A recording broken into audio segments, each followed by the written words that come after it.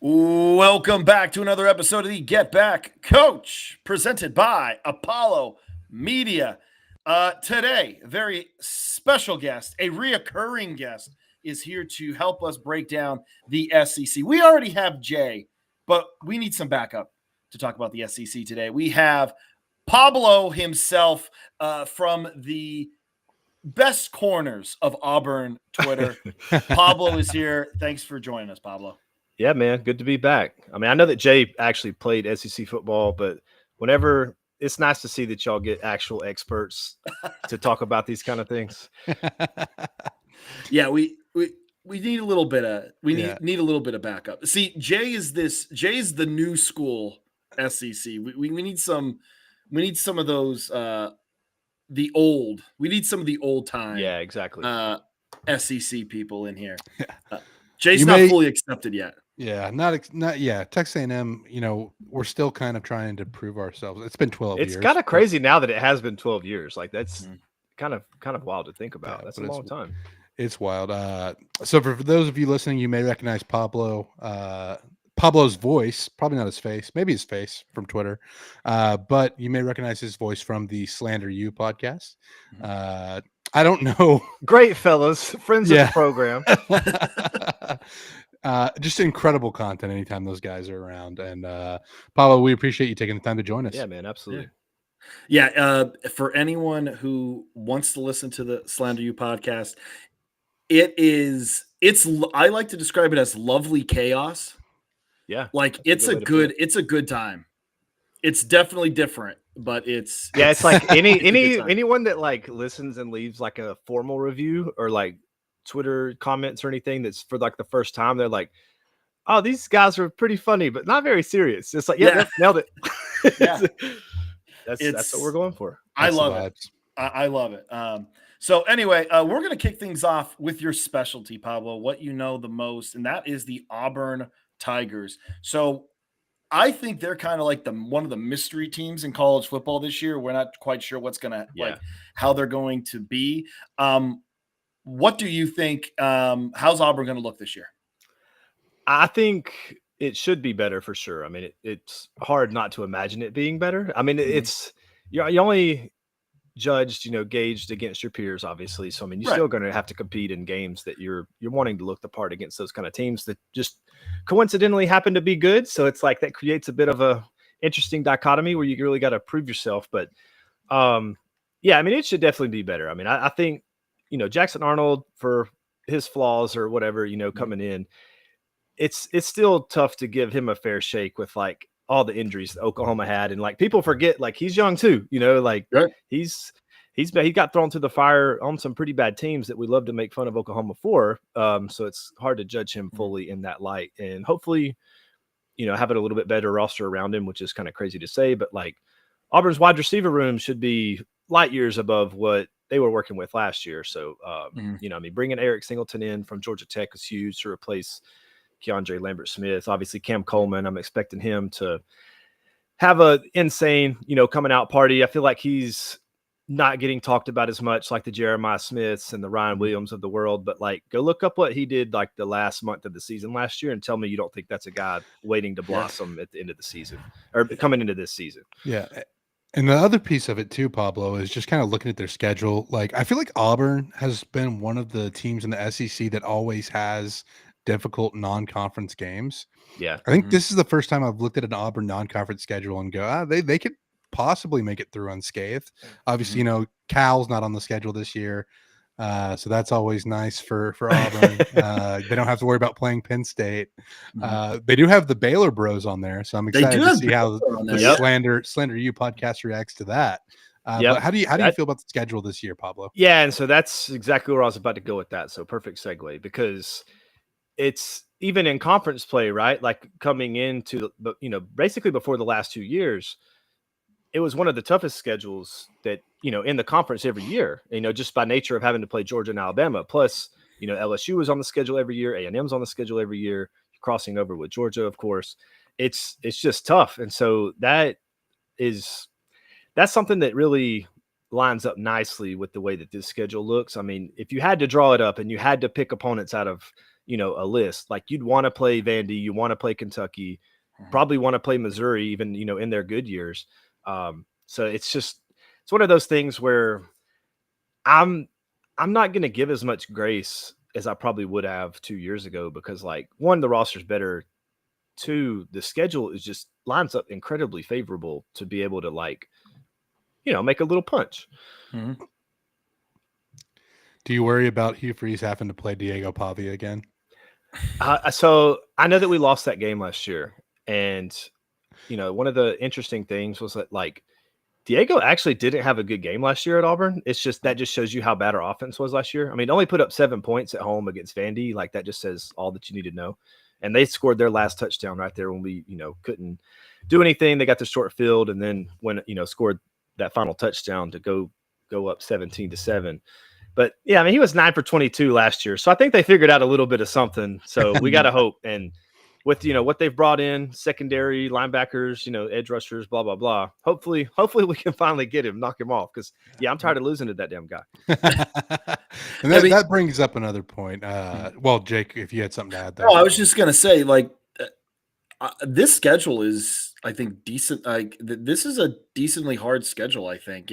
Listen, you have Baylor out of the gate, which, I know Baylor has kind of fell off a little bit, but, like, you got to go to Waco. That's at Waco, correct? Yep, it's at Waco. Yeah. So I mean, that's not a breeze, and it's on a Friday, like a weird Friday night game, right? Which probably will inhibit how many. I know a lot of people that were, like, planning to go.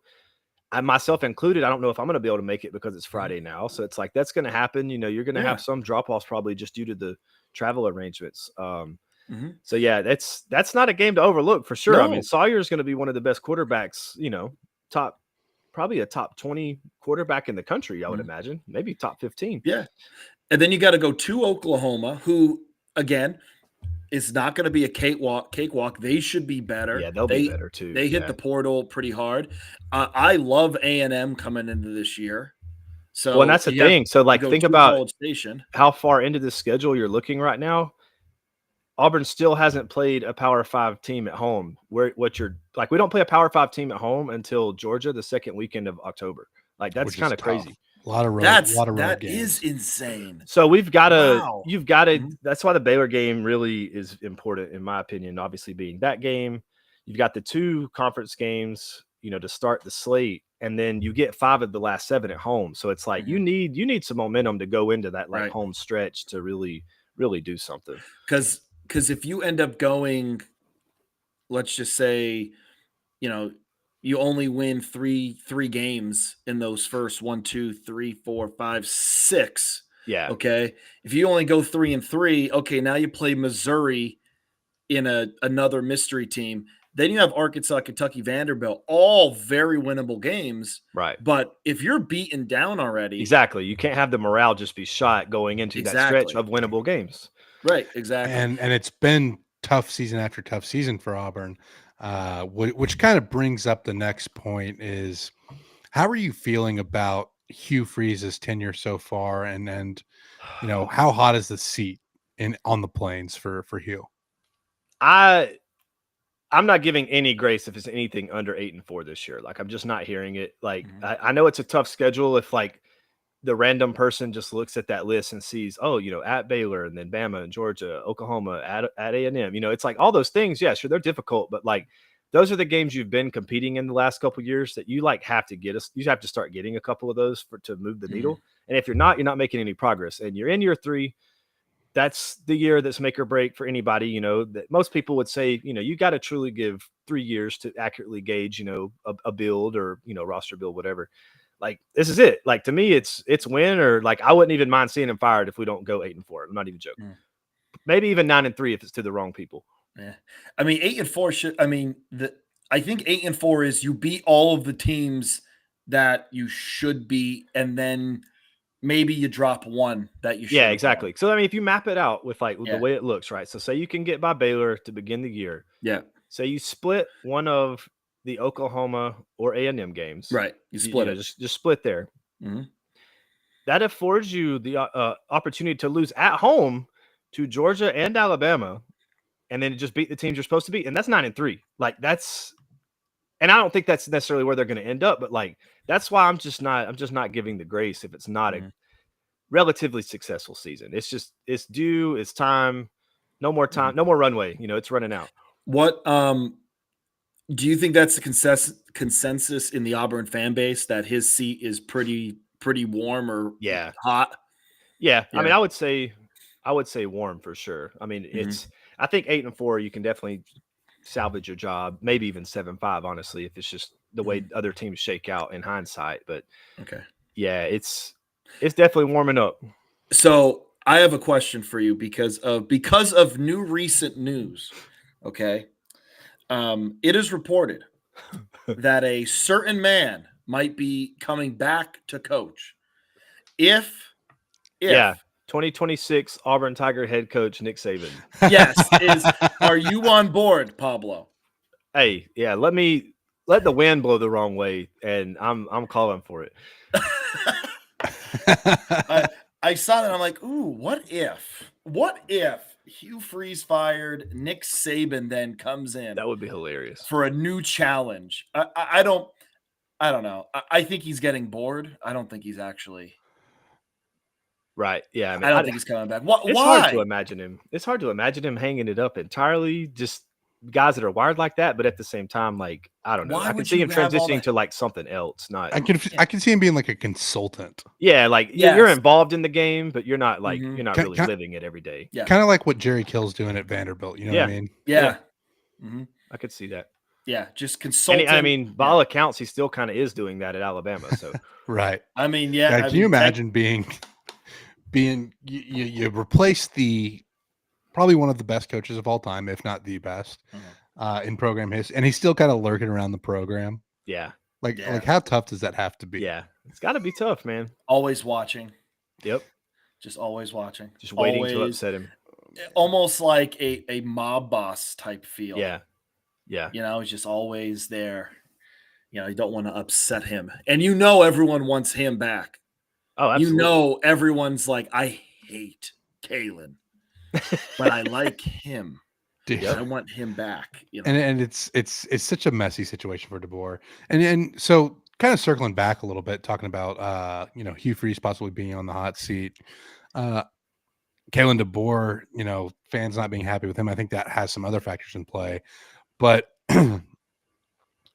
do you feel like just the current state of college football with NIL and the transfer portal has almost, shortened the leashes for coaches? Oh, 100%. Like, do you feel like they have less time to figure it out? Well, and that's what you're going to always angle things that, go to your advantage. But like that was the big thing when Hugh came in, right? Like, I mean, a lot of people reference that now. It's like when you came in this climate and said as much that like in an NIL world at Auburn with the transfer portal, it won't take long to get this thing back off the ground. So that's exactly why, by most estimation, you're running out of runway. Yeah. Well, and the other piece of it is you look at what he did at Ole Miss and like what he was able to recruit there. You would think that Auburn would be able to recruit better. I mean, he had guys like, bringing back up. I mean, the Kimdichie brothers were really highly recruited. Guys like Laramie Tunsil. I mean, there was a ton of studs going to play at Ole Miss, and I just maybe I'm just not as plugged into recruiting as when I was going through the cycle myself, right? But I feel like Auburn just hasn't had those splashes quite like that. Well, and I think some of that is like coming from how things are right now, like just the summer vibe, because like I don't think anybody would have expected us to have like 2 top 7 or whatever classes in a row the last 2 years either, so it's like that's why that you've done well in the portal, you've got some studs at key spots, and like you've had 2 top 10 recruiting classes now to stack. So it's like a lot of people don't realize that either. So it's like if you're not really paying attention, you don't realize, like, it doesn't look very good on paper right now as of the summer for 26 class, but like the 25 and 24 classes were top 10 classes. Like you're in the mix. Yeah. Right. And maybe part of that too is the fact that Ole Miss hadn't recruited as well. And we're just used to seeing Auburn recruit well. And that tents it a little bit. I think that definitely is part of that. Yeah, definitely. All right. So let's move over to the SEC. Pablo, do you have contenders for the SEC? So how this is going to work, Pablo, Jay, and myself, we are going to say who our contenders for the SEC are this season. We are probably going to have some overlap. So we'll Yeah. talk about each of those teams. And if there isn't any overlap, well, then that person will have to basically state their case. So, Pablo, who do you have for contenders for the SEC going into the season? I think you definitely got to start with Texas and Georgia. Right. That's going to be the top two. And then LSU, I feel like, is going to be right there on that cusp. I'm very interested to see what Alabama does breaking in a new quarterback. So as much as I want to say, yeah, I don't think they're going to win the conference this year. So, let me just, for the sake of hating, like, they're not going to win the conference. They're not a contender. They're in that next tier of, like, you need things to break your way to actually do it. Like A&M, basically Auburn, that's just how it's going to be. Okay. Jay, how about you? Some people need more breaks than other. And I think Georgia is one that is probably not going to need as many breaks. I do think the conversation starts with Georgia and Texas. Those are the two teams that I'm looking at. If you look at like other teams that maybe could sneak in there, I think the conversation probably starts with an LSU. Yeah. And they're going to be those are the three that I'm looking at that are like, okay, I see these teams possibly being contenders. I think everybody else kind of falls under that, and I think we'll get into that here in a little bit. Yeah, absolutely. So for me, Georgia and Texas. So that's definitely where we're going to be starting off here very soon. I think Alabama, just because their defense is going to be so good, obviously the offense is going to worry. They will unfortunately have a really good defense. Yes. Their offense is going to worry me a little bit, but I think because their defense is going to be so good, I think they'll be able to contend. And I'm going to say it because I know Jay won't. I think Texas A&M can win I think Texas A&M can win the SEC this year. I know it's an outside chance, and I know it's like almost dark horse-ish, but I think the Aggies are setting up for a very good season. So yeah, those are my four. And Jake, one other thing that I want to bring up, because we didn't really talk about it with Bama though. A little bit of a change offensively. You get Jamarcus Shepard reunited back with Kalen DeBoer, who had been with him at Washington, was the pass game coordinator up there. You have to wonder if that's going to open up things. And Grubb, the other, right? Yeah, Ryan Grubb. Sorry, that's what I meant. Coach. Ryan Grubb. My bad. I apologize for that. I'm already messing that up. You're good. But we are getting Ryan Grubb back, right? Who again was with DeBoer at Washington, and like y'all said, the defense in there. Another year under Kane Womack should be very good. Yeah. Who is that? Someone just said in the chat, we're going 8-4. I'm assuming that's talking about Texas A&M. Oh, that's terrible. And I mean, that's kind of where the thought is as a program. Just been a lot of 8-4, 7-5 type years for A&M lately. Yeah, tell me about it, brother. So I killed somebody for 8-4 right now. Yeah. So that's the Penn State 10-2. Yep. That's what James Franklin never crashed his car because his hands are always at 10-2. Is that what they mean when they say an SEC 8 and a Big Ten 10? Yep. Oh, that's it. It's not even about women or men, right? Or men, yeah. Whatever you're into. I will say when Alabama came up here, actually Auburn too. The sun, everyone was like dressed up. Like the sundresses were all out, polos, like golf shorts, and like, sundresses. Yeah, and I'm just like, wow, like they're like they really dress up for this. Like this is nice, as our fans are like t-shirts and jerseys and jean shorts and jerseys, and you get a lot of jean shorts in Gainesville. To be fair, yeah, you get a ton in Gainesville too. I've heard some horror stories about the swamp, but it is always interesting. Like just going other places though, and just seeing outside of different the bubble. Culture. It really is cool. Just totally different. It's some of my favorite things to do, to go to another place and just kind of immerse myself in like what they like to do. Would love to get down to Auburn. Would love to get down to Jordan Hare. Oh yeah, it's great. Yeah. So I had a great time there in 2014. I bet you did. When I visited. Did you beat them did you beat them by 30? That wasn't that year. Was top 5. 2014 was a good game. Miles Garrett had a blocked field goal that was returned Oh. for a touchdown. Shout Oh, out to Floyd Raven. I'm thinking of your trip to South Carolina. Yeah. We beat them. We made Steve Spurrier quit. Is what I tell people.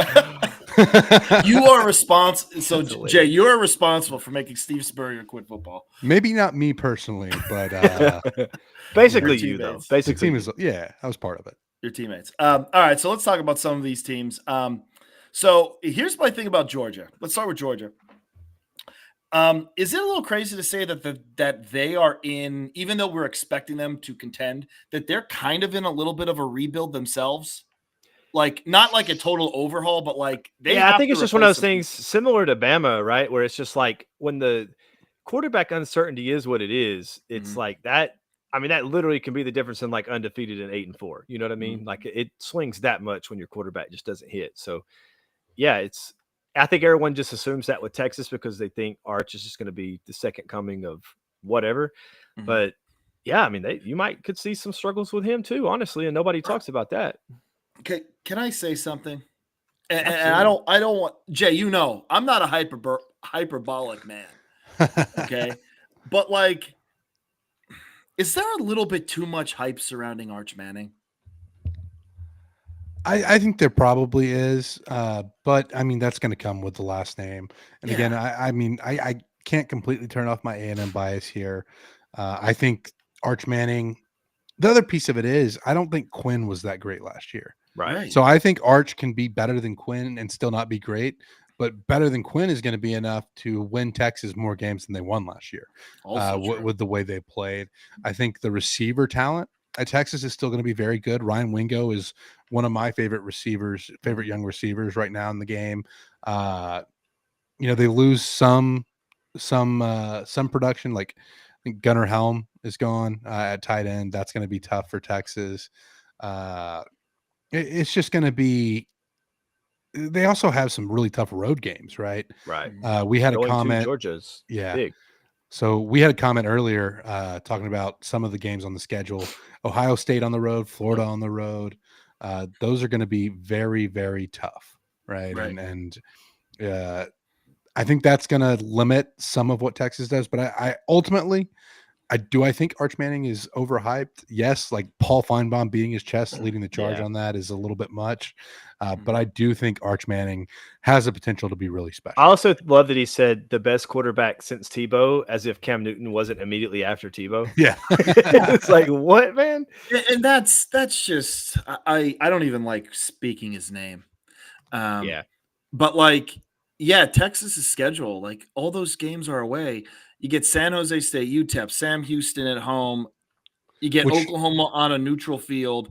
You have Vandy and you have Arkansas, and then you have A&M. So like, yeah. A&M is going to be absolutely bonkers. But then besides that, Arkansas and Vandy is your home stretch. Like, right. That's kind of that kind of stinks if you're a Longhorns fan. Yeah, absolutely. It's going to be like it stinks, but at the same time, the home games are all winnable. Unfortunately, including A&M there. I think A&M is the biggest test for Texas at home. But it really stinks as a team to have to go to all these tough places. Like again, you're going to the defending national championship winner who you lost to, and obviously Ohio State I think has a little more turnover. Yeah, they do. But like this is a very challenging road schedule for the Longhorns. Arch Manning is going to get thrown straight into the fire. And so I do think like, again, I'm coming in saying he's a little bit overhyped, but I think we could see him prove himself very quickly. Yeah. And I'm not saying he's going to be bad by any stretch, but it's just like, hey, he hasn't really taken like a lot of meaningful reps yet. And we're already saying about how great he is. And listen, he very well could be, but I don't know. Yeah, it's weird for it to be so assumed. Like, you just don't see that with really anybody ever. And that's not fair. So assumed. And that's not fair to Arch. 100%. Because now everyone has all these expectations. And if he's just trying to feel himself out that first year, like that's not fair to the kid. Right. Because I don't think it's not coming from him. Right. But yeah, One thing I will say though for Arch is it does open up the playbook for Sark a little bit. oh yeah, A lot more mobility there he at can the move. quarterback, especially with Quinn being banged up. Arch is going to be a big. I mean, we saw him in special packages last year, so I won't be surprised to see Texas's playbook shift a little bit, Yeah, it'll look which different. should make it more challenging for Yep. defenses playing Yep. against Texas. Yeah, I think Texas' defense is going to be better. Anthony Hill and Colin Simmons is a hell of a tandem to be pass rushing. I think, and Sark, for as many games as Sark loses, like those bigger games, I feel like his offenses are always performing. So if his defense is going to improve, I do believe this is a contender because I think their offense is going to be just fine. Right. Again, I think Arch, for them to win the whole dang thing, Arch is going to have to play way better than Quinn Ewers. But for them to just be better, I don't think he's got to perform that much better than Quinn did last year. And to be fair, like again, they were in the national championship last year, so it's not like semis. Sorry, they were in the semis last year, so it's not like improving a little bit doesn't possibly get them to. Yeah, no, I mean that moves the needle, right? Yeah, I mean that's exactly a marginal Absolutely. Improvement. You win a national championship. Yeah. Let's talk about Bama here for a second. Again, we talked about it a little bit already. Defense is going to be great. Offense, though, again, Ty Simpson, is he the guy here? No one knows. I mean, apparently, but no one knows how that's going to be. Exactly. And a lot of uncertainty. Big offensive addition, though. They get Isaiah Horton, though, from Miami. Yeah, he's nice. I think that's going to be huge for them. And then Jay, you're saying they're getting pass game coordinator, correct? That was Ryan Grubb, who was the offensive coordinator at Washington with DeBoer is now joining the staff. Yeah. I mean, again, so Alabama, their big question mark is going to be on the offensive side of the ball. Defense is still going to be lights out, which is going to defense is going to be insane, no doubt about it. Absolutely. Pablo, you and Jay both said LSU. I don't have LSU on my contender list here. So what makes you guys say that LSU is going to take like a step up than they did last year? I mean, part of it is LSU wasn't that far off last year. I think they had some moments where they really struggled. You look at the game against A&M where they prepare for one quarterback and then Marcel Reed comes in at the second half, and that hurt them quite a bit. But they were 5-3 in conference. You're 9-4 overall. That's still a solid year. It was just that rough stretch of games with A&M, Bama, Florida. Really all it takes is having a few bounces go their way. Yeah. And I think LSU can bounce back. With that being said, LSU did get blown out by Bama. You have a lot of returner. Which in that I felt like was another stretch of, to add to the misery of how that went for them. The worst thing that could have happened for LSU was having to play against Bama in a rain game. Like that took away Nuss as the difference maker, Yeah, and I again, you get Nuss back, so I think he's going to be. Theoretically, he should take a step forward this year. I mean, I'm not a Brian Kelly fan. I don't think either of us and Pablo, probably not you either, are Brian Kelly fans. Oh God, no. But I mean, you got to think with LSU too. The biggest thing, again, you're judged by what's relative around you. So, like the only real heavy hitter, true contender that they play that you would consider like automatically in the mix is Bama. Like they don't have Georgia, they don't have Texas. Like that's so. I mean, by nature of you just got at the top, they don't have to play those heavy hitters this year. They do start off the year at Clemson, though. So that's big. But that ain't got nothing to do with the SEC for them, thankfully. Yeah. And Clemson, I think, is going to be very good. Yeah, they'll be good. Very good. Yeah, they're going to be Battle of Death Valleys. Battle of Death Valleys, and they're going to Clemson, and that's going to be a game where I don't necessarily trust LSU's defense. Like, really? I think their offense is usually going to be good. But, again, they're facing a Clemson team that might have the best defense in the country, if not top 3 or 4 best defenses in the country. Yeah. So they're going to be tested out of the gate, out of the gate. They're going to be tested as soon as the season starts. So for me, I think A&M has a shot here. Jay, tell me if I'm wrong. All right. This is just me, my personal thoughts. Big returning production. I'm big on returning production. They address some depth issues on the defensive line, which I think was their big losses coming out or going into the offseason. They don't have to play Alabama. They don't have to play Georgia. It's going to come down to that last game of the year, I think, against Texas for them to make the playoff if they do not beat Notre Dame in South Bend. So I think they can beat Notre Dame, by the way. Yeah, I think so too. I think they can beat them. You already talked about some of the questions there. The defensive line is the biggest one for me. But even further than that, it was A&M really struggled to tackle down the stretch last year. I think especially you highlight the South Carolina game and Lenore Sellers and what he was able to do against the Aggies. That's something that we've never seen out of a Mike Elko defense. Like even his time at Duke, his time previously at A&M as a defensive coordinator, his time at Notre Dame.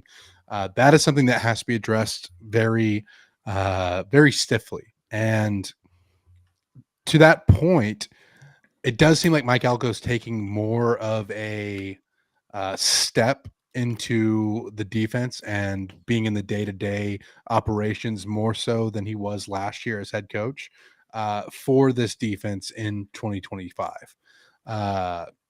Again, replacing Nick Scorton, Shamar Stewart, Shamar Turner, that's a lot to ask for this defensive line. You got to see a guy like DJ Hicks step up in the middle of the defense. Cassius Howell is a guy that flashed a lot of production off the edge last year. You have to have more of that. They went out in the secondary, got some guys too. So it's going to be interesting to see if this defense takes a step up. On the offensive side of the ball, a lot of returning production at running back and at obviously you get Marcel Reed back. Receivers, the big question there. I think you look at what the receivers did last year, and it just wasn't enough to help out the quarterbacks, either one of them, Wegman or Marcel Reed. And you lose Noah Thomas, who I think was probably the best receiver on the roster last year. Yeah. But you go out and you add some guys that are going to be, I think, pretty solid additions. Craver from Mississippi State. You have guys, the North Carolina State guy whose name is slipping me right now. Casey Concepcion is a big addition in the offseason. So you just really, if you're the A&M offense, if you can get more explosive at wide receiver, I think this is a very, very dangerous team. Because you look at the running back position, Le'Veon Moss, who had a monster year until he got hurt against South Carolina. You didn't have Reuben Owens for the entire season, really, until he came back sparingly in the bowl game and against Texas. If both of those guys are healthy, plus Amari Daniels, I think the running back situation is fantastic. Yeah, that's a really good backfield. Yeah, you look at that, and if you add in some explosive plays on the edge, and I do think ultimately, like, this is still a Colin Klein offense. They want to be a physical team. But if you add some explosive plays at the edge, this is a really dangerous team. We just don't know if that's going to take that extra step yet. So that's kind of what I'm waiting for, kind of what I'm looking at and have questions about. Yeah. Any other contenders we want to lay down before we move on? I think Ole Miss would be a bit of a flyer there, just, depending on what Austin Simmons looks like and turns into. Ole Miss should be good. I mean, at least expect him to be in that 8-4, 9-3 range at minimum. So they can get a couple breaks their way and, maybe bounce 10-2 or something. And that'd be interesting. I mean, their toughest game is Georgia, and then a toss-up game against LSU, toss-up game against Oklahoma, toss-up game against South Carolina. So they have and a toss-up game against Florida. So they have about 3 or 4 toss-up games, and then they have probably a definite loss with Georgia. So, I mean, they can definitely hit that 9-3 range. I think it does rely on kind of Austin Simmons and just the amount of transfer portal guys they're bringing in. Yeah. Like, they brought in a huge transfer portal load because they lost so much last year, which, by the way, guys, last year was supposed to be like their year, Right. and they let it slip. You can't lose to Kentucky. Can't lose to Kentucky. Can't lose to Kentucky. You know, can't have it. So let's move on to some surprise teams here. My surprise team, I don't know if this is going to count for a surprise team, but I think Florida has a chance to make a little bit of noise. They do have a tough schedule again. You know, DJ Lagway, I thought he improved as the year went on. They are the only real position they had to, or that they addressed, is the wide receiver position, but they returned 13 starters. They have most of their offensive line back. So think about this. You have most of your line back. You have a quarterback back. I think that spells for some success. Listen, last year they had an absolute gauntlet of a schedule. What did they go, 7-5? 6-6, I think. 6 Or did they go 7-5? Let me just double check that. Either way, I didn't expect them to make a bowl game, and they did. So that was No. props to them for the tail end of closing out that schedule. No. So they went 7-5 and then beat Tulane in a bowl game. Yeah. Okay.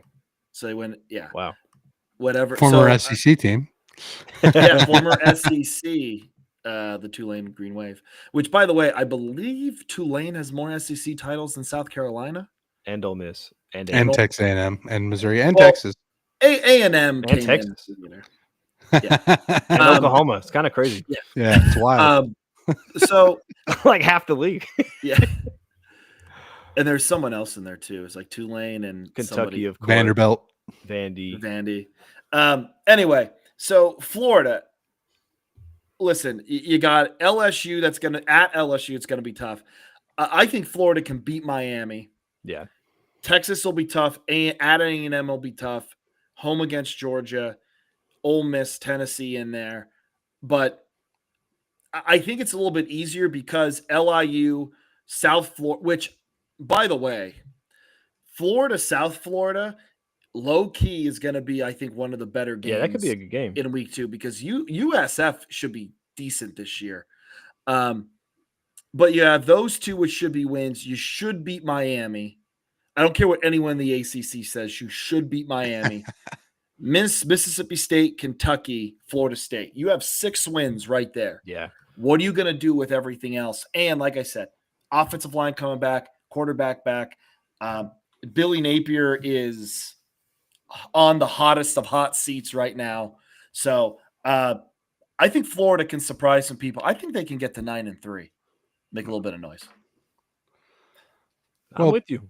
Pablo, Yeah, Pablo, you gave the Flyer as Ole Miss. I'm going to take that as kind of your surprise team, depending on how Austin Simmons goes. For my surprise team, I'm looking at South Carolina, who was kind of a surprise team last year. They get Lenore Sellers back, and maybe it was just the nightmares I have of Lenore Sellers running through the Texas A&M defense. But South Carolina had a surprisingly good year last year. I think they were, a late field goal away against LSU. They struggled against Ole Miss, but they played Alabama within 1 score. A dropped touchdown pass at the end of a game from beating Bama. Yeah. Yeah. And then you look at that and South Carolina would have had 2 losses. They're probably in the college football playoff at that point. Right. If they had beat one of Bama or LSU and possibly both, because they did beat Clemson, who was in the playoff at the end of the year. Yep. With that massive 17-14 win. Obviously the bowl game, they lose to Illinois, not great. But Illinois was a solid team last year under Bielema. Really, really fun moment there with Beamer and Bielema not being happy, or I should say Beamer not being happy with Bielema. Gave us one of the funnier moments of bowl season. But I'm looking at the South Carolina team as a team with a real shot to compete for an SEC title. Because again, they don't have a bad schedule either. Yep. Obviously, you have the Clemson game at the end of the year, but if you have the dynamic QB, then it opens up the world. Yeah, and Alabama is probably their toughest game. They get Alabama at home. They're on the road at LSU. That's going to be tough. At A&M and at Ole Miss, both tough games in November. But I think South Carolina can be competitive in any of those games. Oh, they absolutely can. But I'm going to zig to your zag, and that's going to be my team that I think is the letdown, because I feel like so many people are expecting them to be good that I'm gonna go the opposite way with that, and I'm gonna say that's gonna be the one that's gonna go 8-4 and be like, oh man, they could have done it. I like that.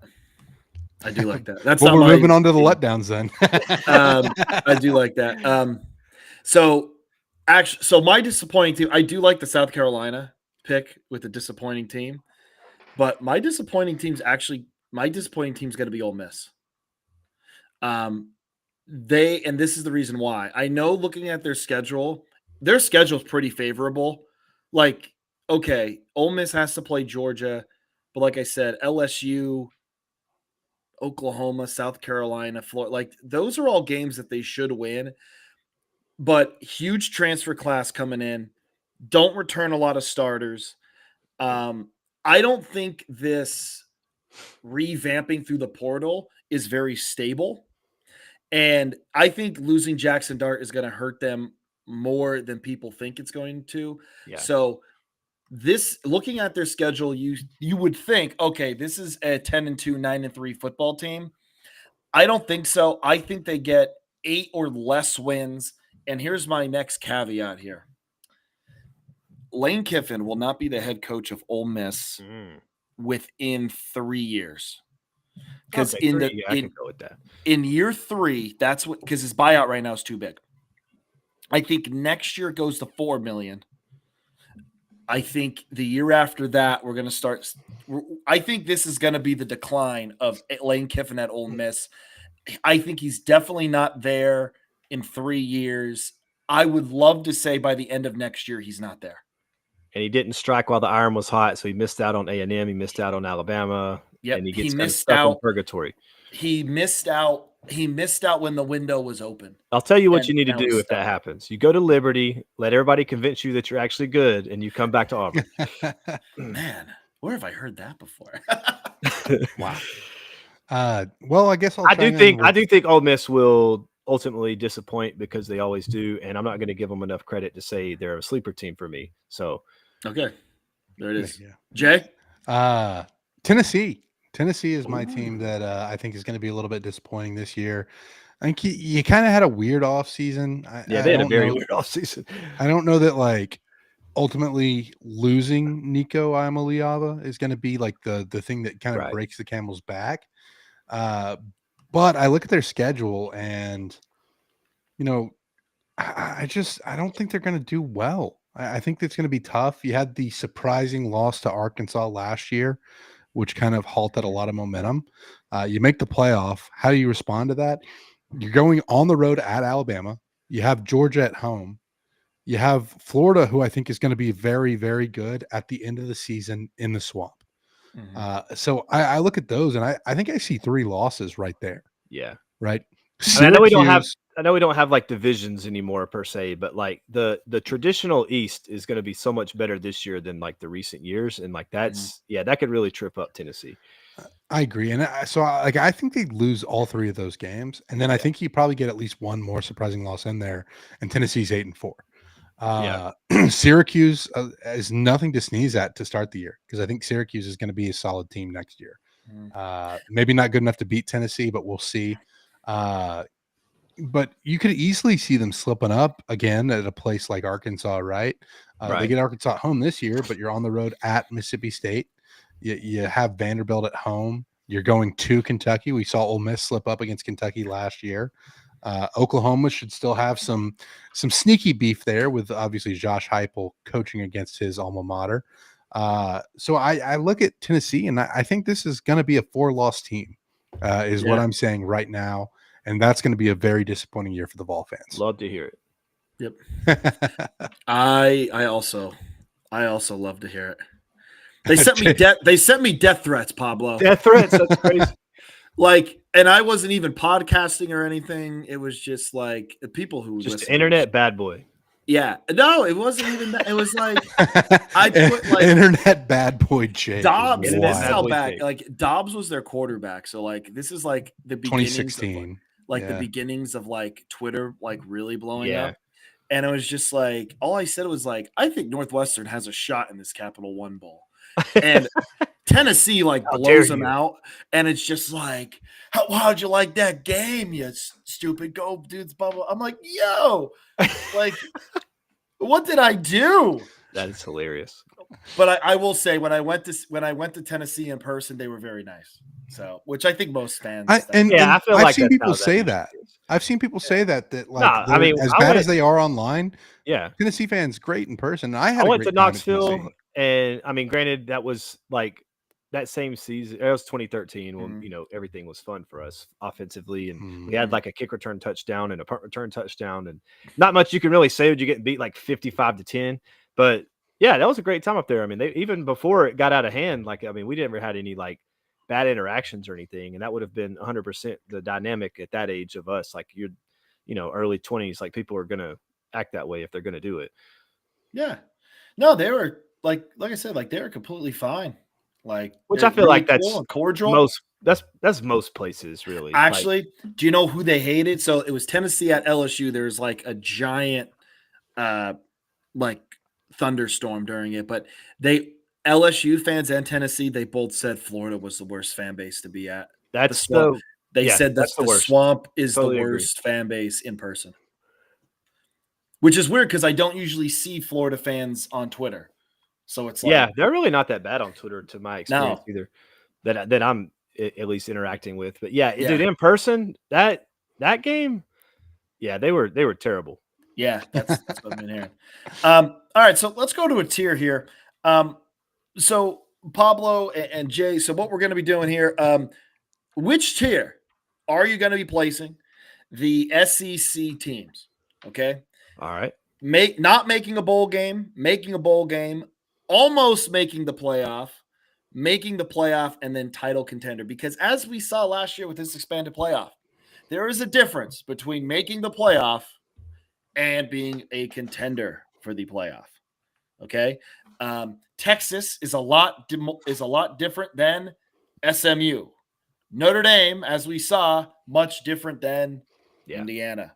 So we're gonna see here what tier. So we're gonna start off with Alabama.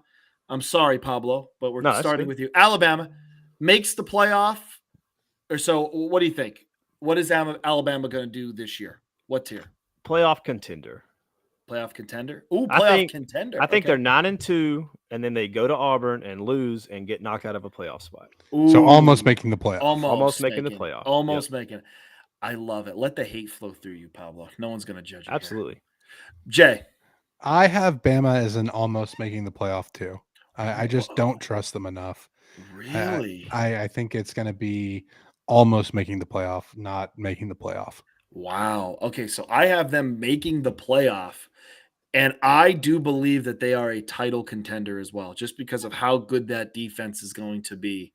I have them as a title contender. So I'm a little bit higher than you guys. Okay. Yeah, you definitely are. I am. Arkansas. Jay. Not making a bowl, unfortunately. I think this is the end of Sam Pittman. I was surprised they held on to him last year.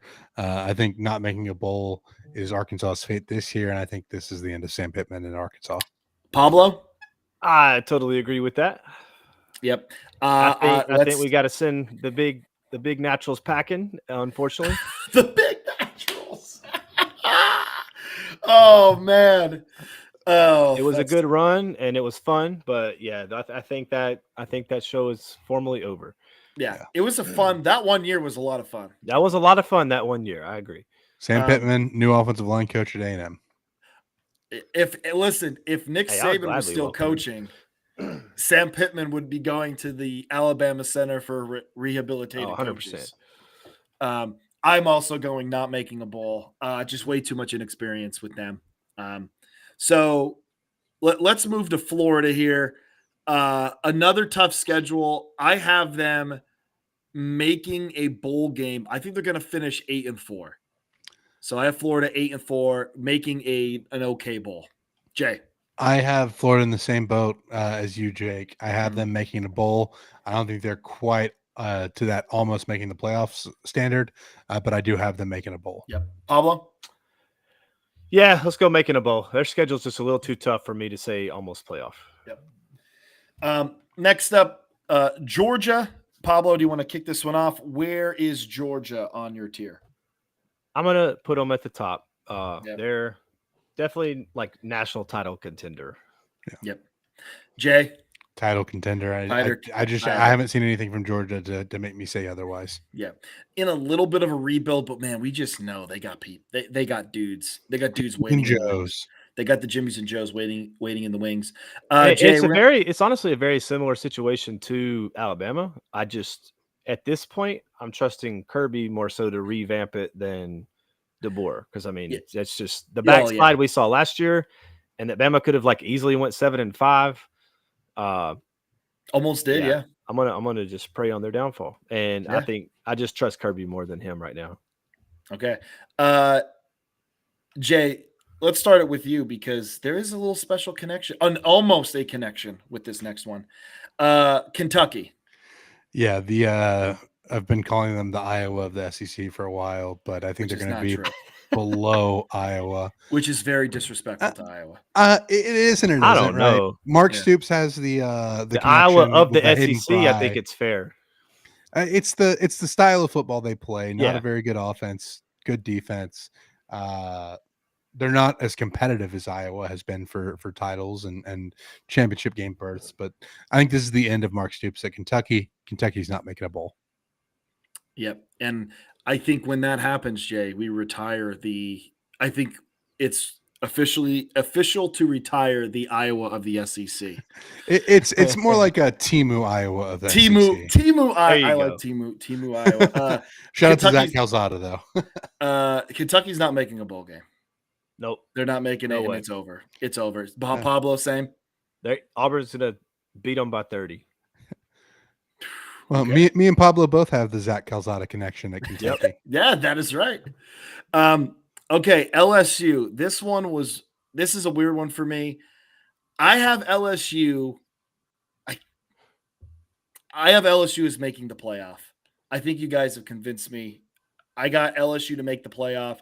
I think some freaky stuff happens though at the end of the year.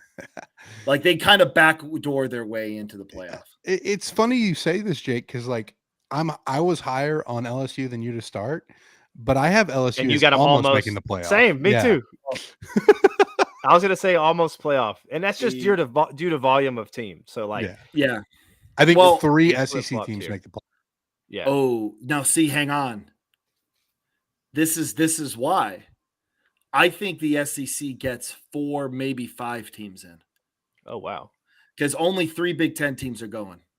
If 3 Big Ten teams go in, I think Penn State and Ohio State go in. I think Oregon, just because they have an easier schedule, I think they go in. But I think after 3, I don't think they're going in because I believe Illinois is going to screw up somewhere. I think Illinois is going to screw up somewhere and go 9-3, and then we're going to have LSU jump them. Okay. We'll see. Yeah, we will see. Hey, listen, I would love for Brett Bielema to go get into the playoff. Okay, I'd love for Bert to get in there, but anyway. So you guys are going no. You guys are going almost. Almost.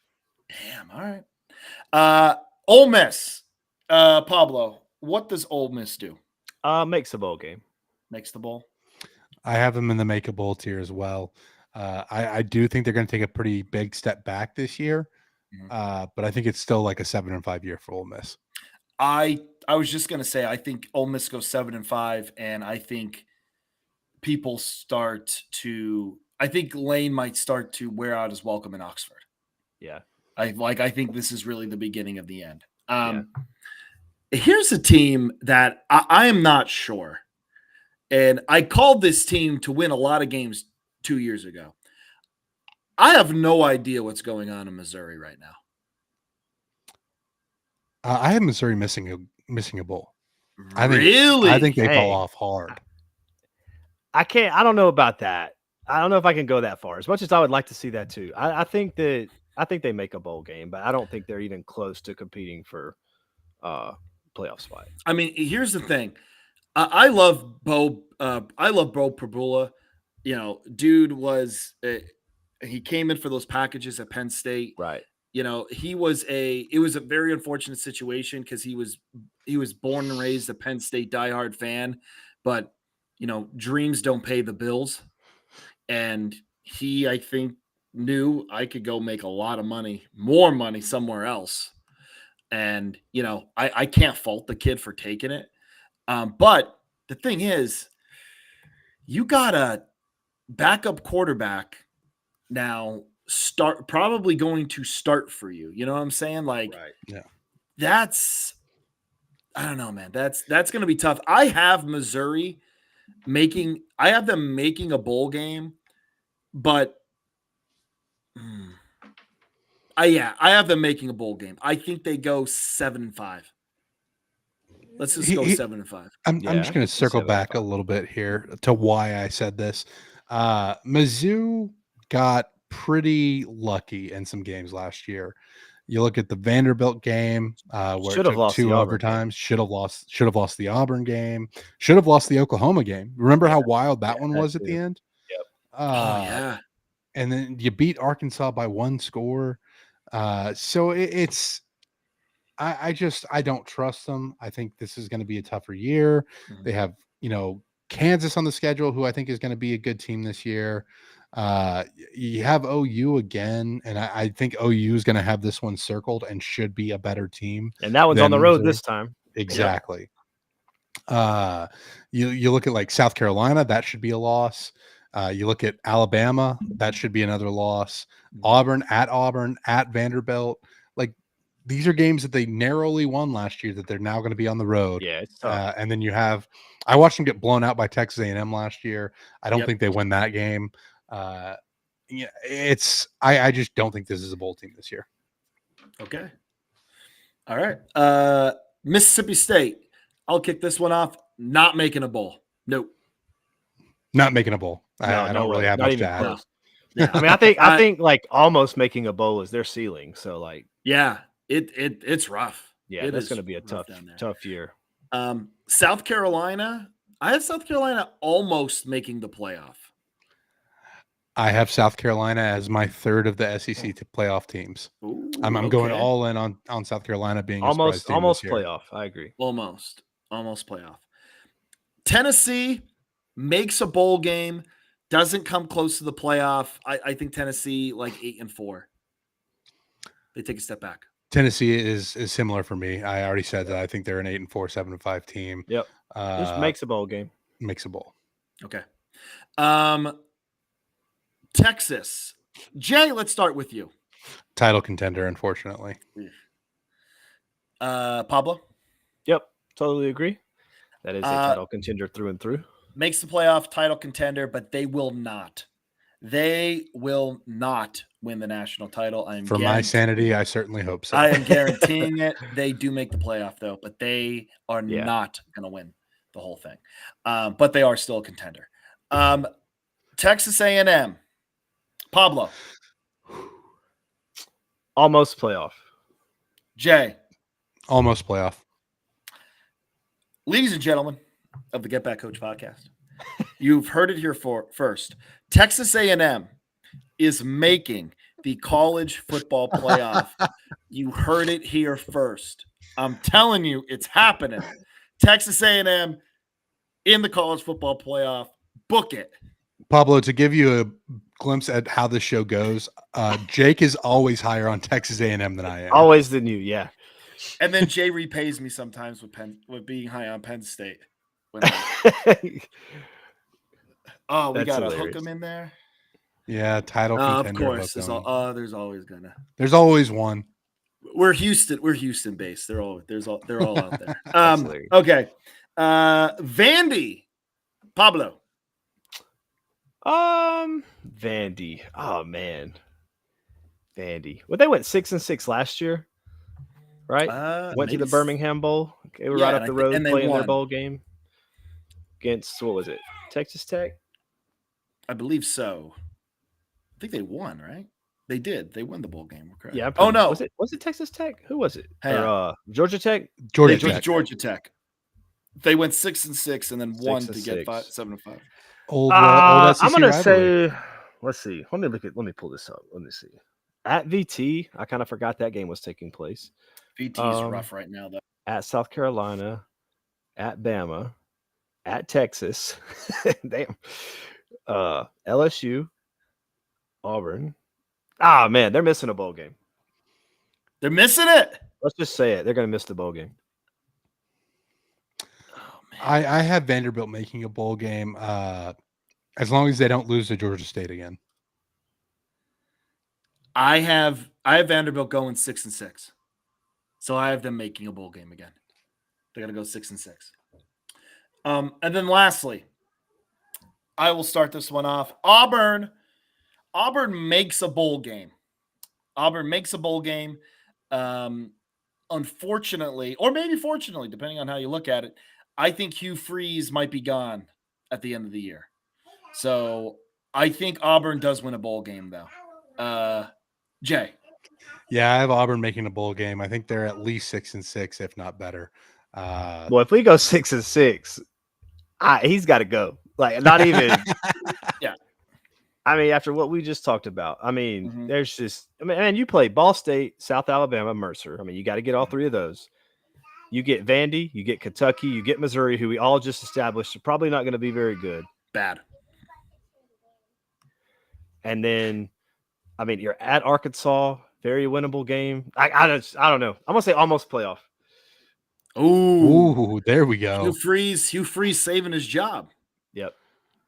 Yeah, Okay. I look at that Arkansas game especially as one that if the Auburn one. wins, it's going to be Yeah, they're going to drop they'll be one that's 7-5, going to really 8-4. annoy me. That will make them 8-4. That they could have won and been 9-3 and got in. But like that's how it's going to go.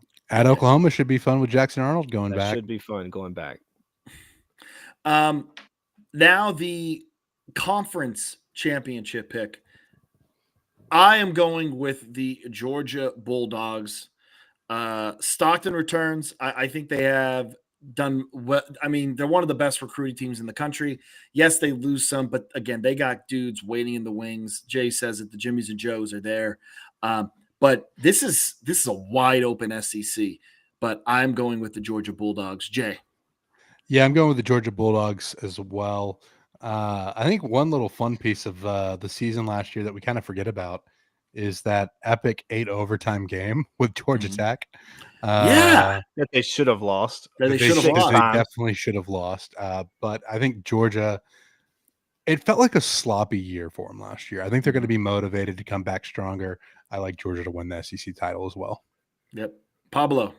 Let's go against the grain because I wanted to say Georgia, but we can't go consensus. So I'll go Texas for the sake of this. Damn. Okay. Yeah. You're pandering to this Houston base. All right. That is our SEC preview. Pablo, anything to leave the people on? Tell them again where they can find you. If you Twitter, want them to find at you. Pablo Escobarner. Yep, that's pretty much it. We're just out here in the streets. And then, of course, Slander You podcast. Yeah. And it's not at all like what you just listened to on here. That was a nice recap, just a nice, friendly conversation amongst some bros discussing some football. It's the opposite of that is what you'd be getting. Yeah. Maybe even less knowledgeable. From all of us, check out the Slander You podcast. It is a good time. From all of us at the Get Back Coach podcast, thank you all. And we will be back next week with a Big Ten preview with our good friend, reoccurring guest, Jeffrey the Greek. Thank you all for tuning in. Have a great week.